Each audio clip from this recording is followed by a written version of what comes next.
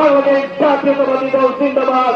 দেশ নেত্রী বেগম খালেদা জিয়ার আশু রোগ মুক্তি কামনা করে সবাইকে আবারও ধন্যবাদ জানিয়ে বিদায় নিচ্ছি। বাংলাদেশ জাতীয়তাবাদী দল জিন্দাবাদ। এই পল্লী বিদ্যুৎ এলাকার গোবিন্দগঞ্জবাসী জিন্দাবাদ। সবাইকে ধন্যবাদ। আসসালামু আলাইকুম ওয়া রাহমাতুল্লাহি ওয়া বারাকাতুহু।